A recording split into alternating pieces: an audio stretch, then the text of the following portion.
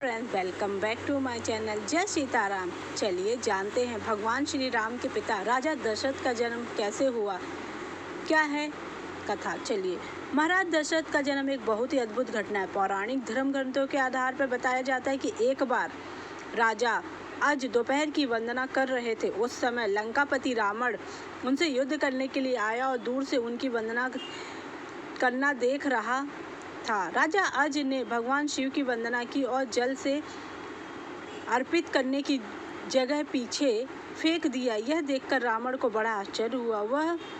वह युद्ध करने से पहले राजा अज के सामने पहुंचा तथा पूछने लगा कि हमेशा वंदना करने के पश्चात जल का अभिषेक आगे किया जाता है, ना कि पीछे। इसके पीछे क्या कारण? राजा अज ने कहा, जब मैं आंखें बंद करके ध्यान मुद्रा में भगवान शिव की अर्चना कर रहा था, तभी मुझे यहाँ एक योजन दूर जंगल में एक गाय घास चरती दिखी और मैंने देखा कि एक हिमसिंह उस पर आक्रमण करने वाला है। तभी मैंने गाय की रक्षा के लिए जल का अभिषेक पीछे की तरफ किया। रावण को यह बात सुनकर बड़ा ही आश्चर्य हुआ। रावण ऐसा योजन दूर वहाँ कहाँ, और उसने देखा कि गाय हरी घास चर रही थी, जबकि शेर के पेट में कई बाण लगे हैं। जब रावण को विश्वास हो गया कि जिस महापुरुष के जल से ही बाण बन जाते हैं और बिना किसी लक्ष्य साधन के लक्ष्य भेदन हो जाता है, ऐसे वीर पुरुष को जीतना असंभव है और वह उनसे बिना युद्ध किए ही लंका लौट जाता है। एक बार राजा अज जंगल में भ्रमण करने के लिए गए थे तो उन्हें एक बहुत ही सुंदर सरोवर दिखाई दिया।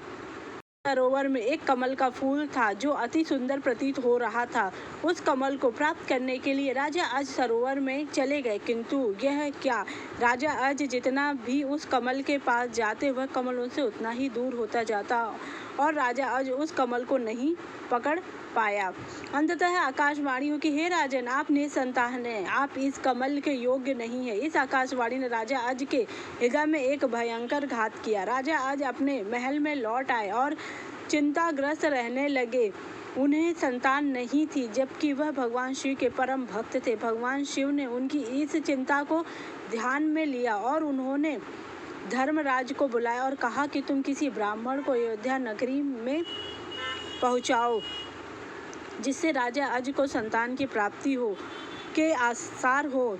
दूर पार एक गरीब ब्राह्मण और ब्राह्मणी सरयू नदी के किनारे कुटिया बनाकर रहते थे। एक दिन वे ब्राह्मण राजा अज के दरबार में गए और उनसे अपनी दुर्दशा का जिक्र कर भिक्षा मांगने लगे। राजा अज ने अपने खजाने में से एक सोने की अशर्फियाँ देनी चाहिए, लेकिन ब्राह्मण नहीं लेने से मना कर दिया।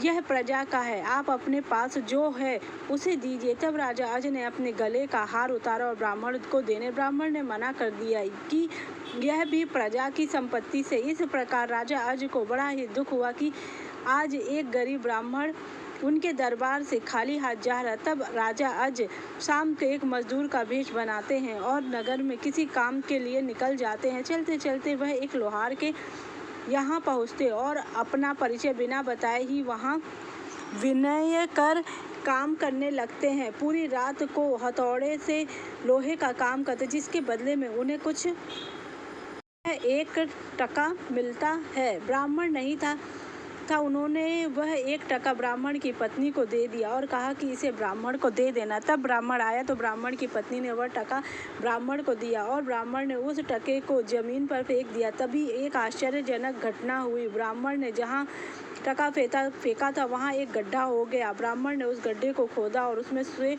सोने का एक रथ निकला तथा आसमान में गया। इसके पश्चात ब्राह्मण ने और खोदा तो दूसरा सोने का रथ निकला और वो भी आसमान तरफ चला गया। इस प्रकार से 9 सोने के रथ निकले और आसमान की तरफ चले गए। और जब 10वां रथ निकला तो उस पर एक बालक था और वह रथ जमीन पर आकर ठहर गया। ब्राह्मण उस बालक को लेकर राजा अज के दरबार में पहुंचा और कहा, राजन, इस पुत्र को स्वीकार कीजिए। यह आपका ही पुत्र है जो 1 टका से उत्पन्न हुआ। इसके साथ में सोने के 9 रथ निकले जो आसमान में चले गए, जबकि यह बालक 10वें रथ पर निकला, इसलिए यह रथ तथा पुत्र आपका है। इस प्रकार से राजा दशरथ जी का जन्म हुआ। औरत का नाम नेमी था। अगर आपको मेरी जानकारी अच्छी लगी तो मेरे चैनल को लाइक कीजिए, सब्सक्राइब कीजिए, शेयर कीजिए। Thank you so much.